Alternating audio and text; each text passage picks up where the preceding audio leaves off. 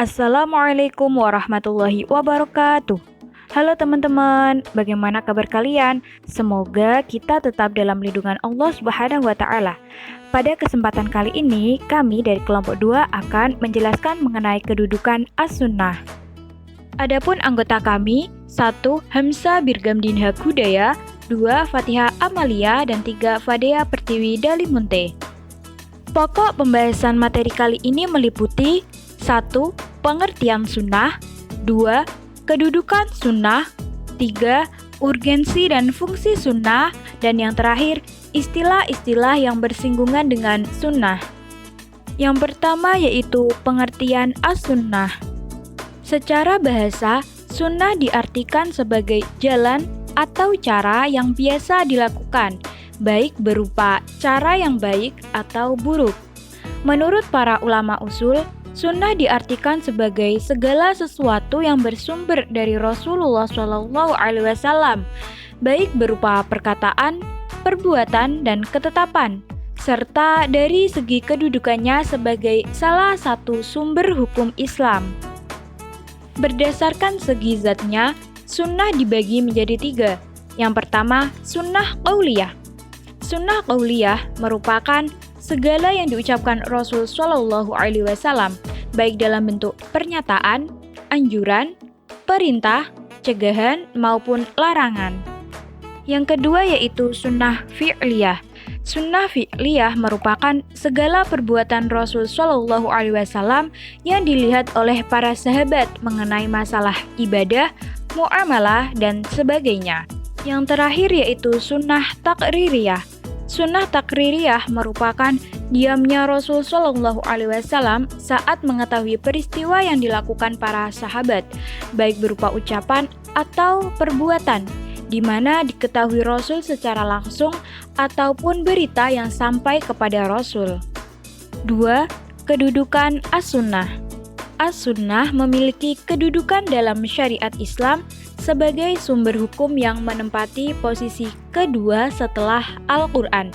Kewajiban mengikuti as-sunnah sama halnya dengan kewajiban mengikuti Al-Quran, karena keduanya merupakan sumber syariat Islam yang saling berkaitan. Adapun dalil yang menjelaskan tentang kedudukan as-sunnah meliputi Al-Quran, hadis, ijma', dan qiyas. Yang ketiga yaitu urgensi dan fungsi as-sunnah. Urgensi dan fungsi as-sunnah dapat diklasifikasikan menjadi 4 macam, yaitu yang pertama, bayan at-ta'kid.